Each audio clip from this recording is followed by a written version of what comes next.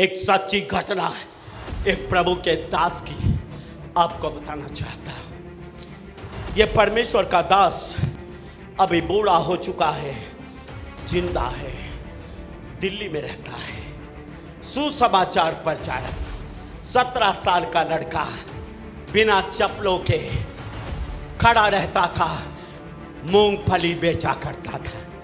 मूंगफली बेचते बेचते यीशु का सुसमाचार सुनाया करता था। कभी कभी जिसमें अखबार को मोड़कर पीपासा जो बना देते हैं, इस तरह का मोड़ के उसमें मूंगफली डालते हैं, इस तरह बना के जिसमें मूंगफली देता था।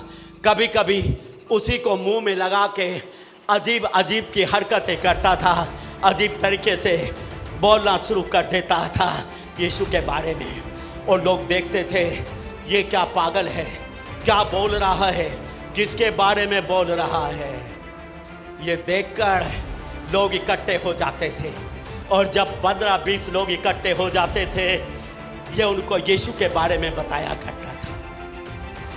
यीशु के बारे में बहुत लोगों को, सैकड़ों हजारों लोगों को इस तरह बता चुका था।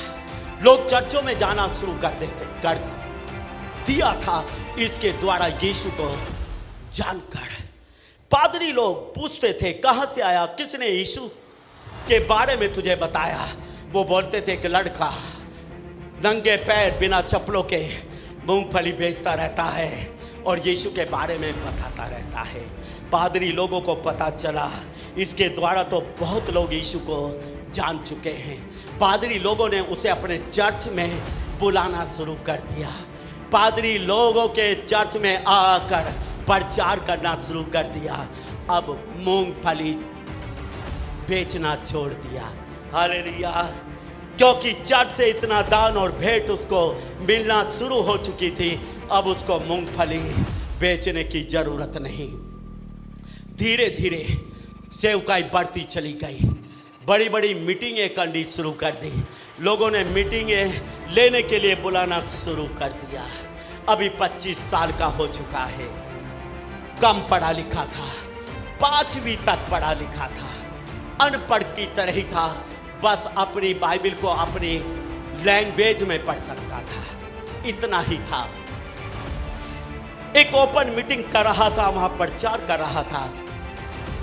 पीछे एक बूढ़ा व्यक्ति बैठा हुआ था, उसकी एक बेटी जवान थी, MBBS करके आई थी।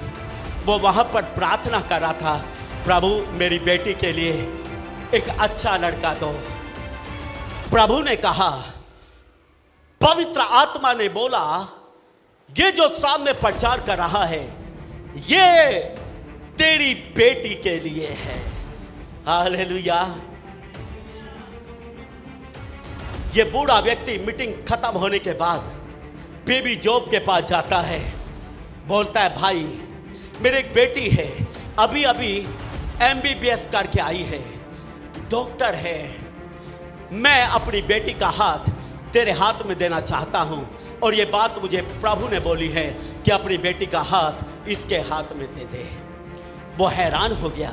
उसने बोला नो, ऐसा नहीं हो सकता, परमेश्वर ऐसा कभी नहीं बोल सकता, क्योंकि मैं तो 5वीं पास हूं, मैं तो अनपढ़ हूं, आपकी बेटी मेडिकल डॉक्टर है, ये तो बेमेल जोड़ी है, परमेश्वर ऐसी जोड़ी नहीं बनाएगा। प्रभु ने आपसे बातचीत नहीं किया। उसने बोला नहीं, परमेश्वर ने मुझसे बात किया है, आप जाकर इस बात के लिए प्रार्थना करो। आप खुद भी प्रभु से पूछ सकते हो कि क्या यह बात परमेश्वर ने बोली है।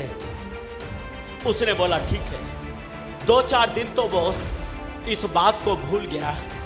2-4 दिन के बाद बेबी जॉब को उस बूढ़े अंकल की बात याद आती है, तो वो सोचता है चलो प्रभु से पूछते हैं। कमरा बंद करके प्रभु से प्रार्थना करता है।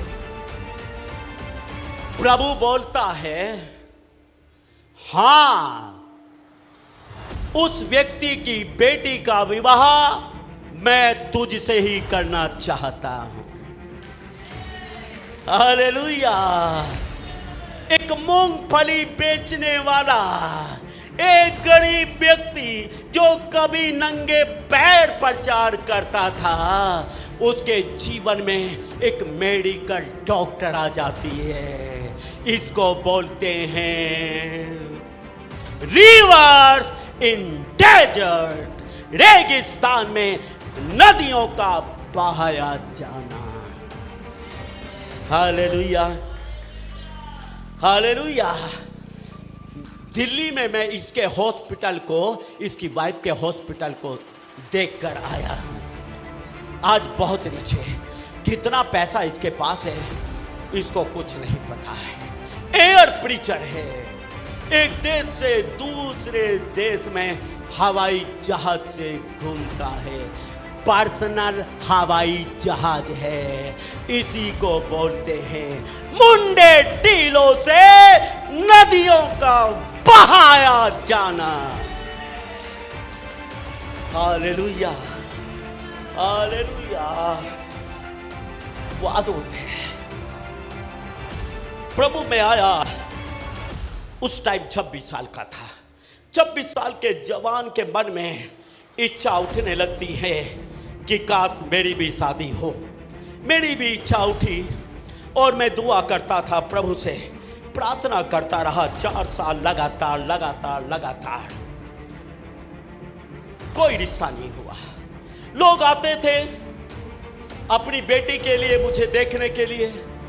जब सुनते थे इसके माँ बाप इसके साथ नहीं, इसका कोई गारंटर नहीं, कोई रिश्तेदार नहीं, लोग मेरे मुंह पर मना करके चले जाते थे कि अगर हमने अपनी बेटी का हाथ इसके हाथ में दे दिया और कल ये हमारी बेटी को छोड़कर भाग गया तो हम इसका क्या कर लेंगे।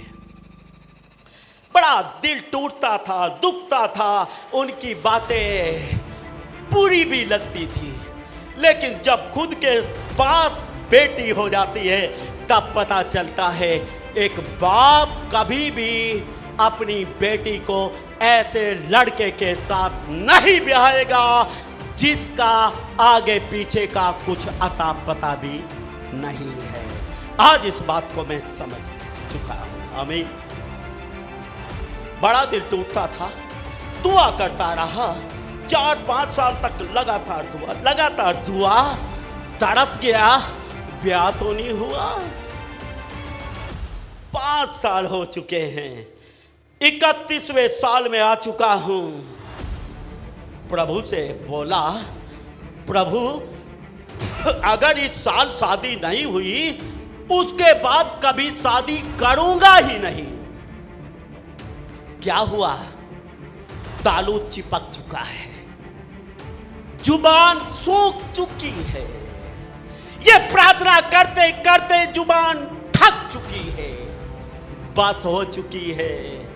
और जब मैंने बोला इस साल ब्याह हुआ तो हुआ, आगे ब्याह नहीं करूंगा, परमेश्वर का धन्यवाद हो 15 दिन के बाद ही रिश्ता आ जाता है। Hallelujah, hallelujah.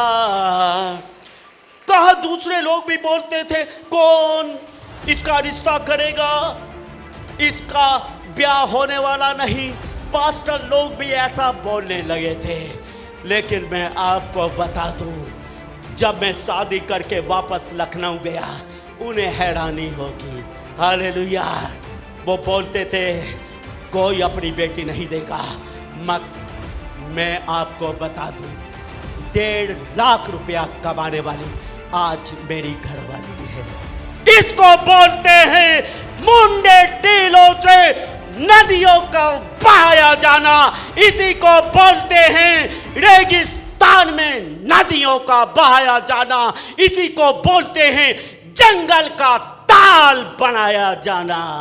इसी को बोलते हैं रिवर्स इन डेजर्ट। हम आशा करते हैं कि आपको ये वीडियो अच्छी लगी होगी और हम आपसे निवेदन करते हैं कि हमारी ये वीडियो अपने दोस्तों और रिश्तेदारों के साथ जरूर शेयर करें ताकि वो लोग भी परमेश्वर की सच्चाई को जान सकें और आशीषित हों। और हम आपसे कहना चाहते हैं कि अगर आपने हमारे चैनल को सब्सक्राइब नहीं किया है तो जरूर सब्सक्राइब करें।